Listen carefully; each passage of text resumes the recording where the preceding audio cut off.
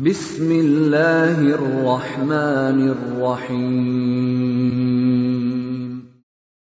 Waltakum minkum ummatun yad'una ilal khairi wa ya'muruna bil ma'rufi wa yanhauna 'anil munkar. Assalamualaikum warahmatullahi wabarakatuh. Di hadis 84 di kitab Umdatul Ahkam, masih satu pembahasan dengan solat berjamaah dengan bab imamah. Sini sebutkan an Abi Hurairah, dari hadis Abu Hurairah. Tak ketahui ini beliau adalah seorang sahabat yang paling banyak meriwayatkan hadis Nabi sallallahu alaihi wasallam. Di situ disebutkan qal idza shalla ahadukum, apabila kalian salat itu dengan mengimami linnas, mengimami manusia. Jadi kalau kalian salat dengan salat memimpin manusia, imami manusia, ada hubungan antara imam dengan makmum di sini. Ada aturannya. Aturan Nabi sallam, falyuhaffif, ringankan salat kalian wahai imam kalau kalian berjamaah. Jadi kalau kalian berjamaah secara umum hadis ini, kalau memimpin manusia falyuhaffif, itu diringankan ya. Jangan dipanjamkan kalau berjamaah, ringan. Ini hadis umum, Pak ya.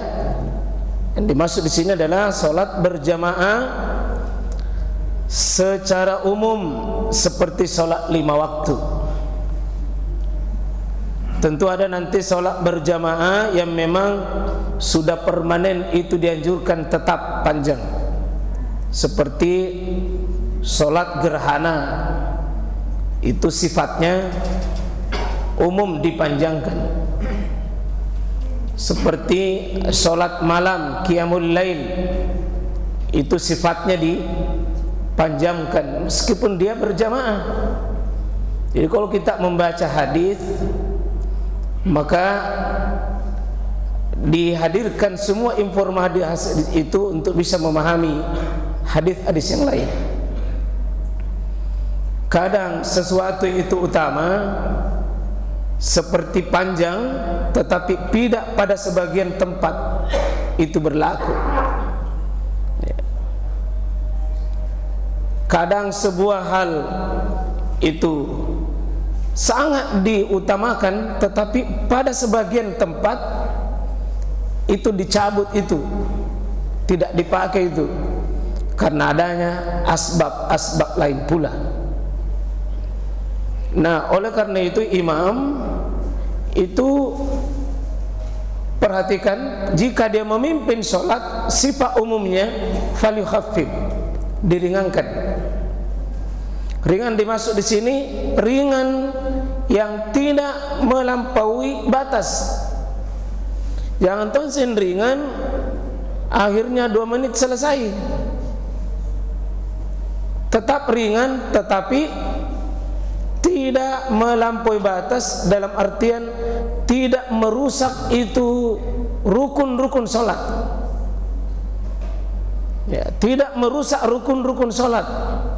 Tetap Al-Fatihah dengan tenang, ruku dengan tenang, sujud dengan tenang, i'tidal dengan tenang, sampai semua bacaan itu falyukhaffif, tidak diberat-beratkan, tapi tidak juga dikurang-kurangkan.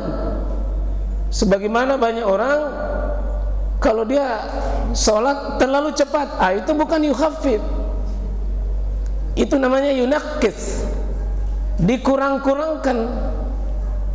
Sampai poso di belakang bukan poso karena panjang, tapi poso karena poso buru itu imam. Ini imam begini zalim terhadap makmum. Dua kemungkinan, dia terlalu beratkan, sebagaimana juga dia terlalu ringankan. Nah, termasuk di sini, kalau kita sholat berjamaah ada aturan. Kenapa?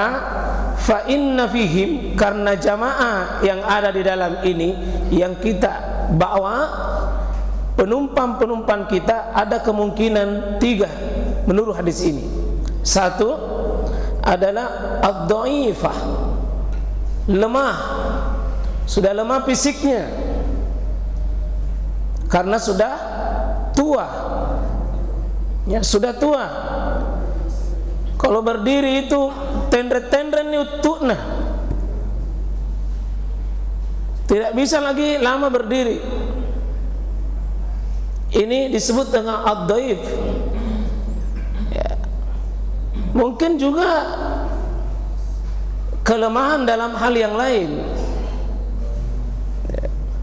Mungkin di sini ya, ada seorang ibu yang misalnya menangis bayinya, itu termasuk juga bagian kelemahan dirinya di sini.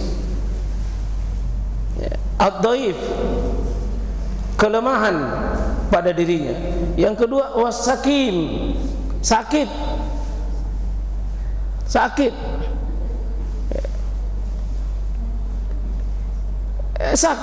fisik, tidak bisa, memang sudah banyak jenisnya, dia tidak bisa. Ya. Ada orang tidak bisa lama duduk, ada orang tidak bisa lama berdiri. Ya.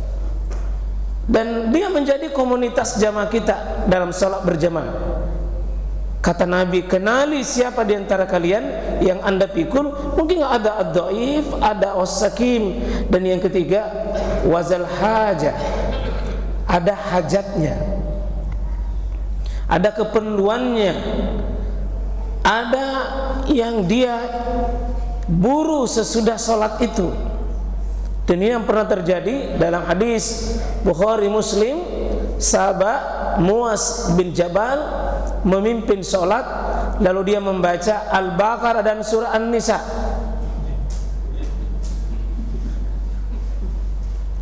Lalu ada jamaah yang belum pernah kasih minum ternaknya,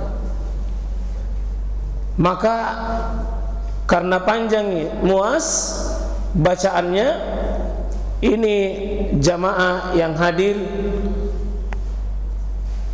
mereka keluar dari jamaah. Lalu Muaz tahu bahwa dia keluar dari jamaah, maka dia mengatakan munafik itu orang yang pergi. Maka dia melapor sama Nabi, saya tidak bisa terima itu tuduhannya Muaz. Maka dua-duanya dipanggil sama Nabi. Muaz menghadap sama Nabi, ini juga jamaah lapor sama Nabi dua-duanya. Ditanya, Muaz, betul kamu membaca? Ditanya ini orang keluar, kenapa kau lari pulang? Dia bilang, panjang dulu bacaan imam.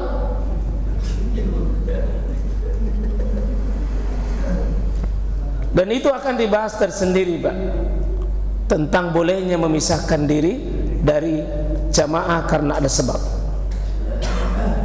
Dan ini tanda bahwa imam itu harus peka dengan makmum, harus tahu makmumnya, siapa yang ada di antara makmum ini. Ya, harus peka. Nah, itu pemimpin itu tidak boleh orang-orang datang-datangan di situ. Baik pemimpin secara amma, pemimpin umum, memimpin RT, memimpin lurah, memimpin masyarakat, memimpin sebagai gubernur, tidak boleh orang baru di situ yang tidak tahu baru dia mau memimpin.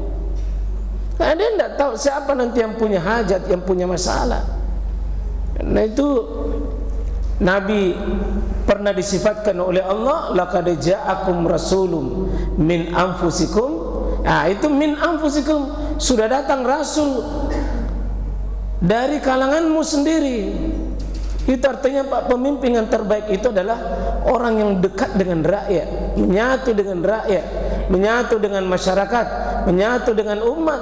karena dia akan datang menyelesaikan masalah umat.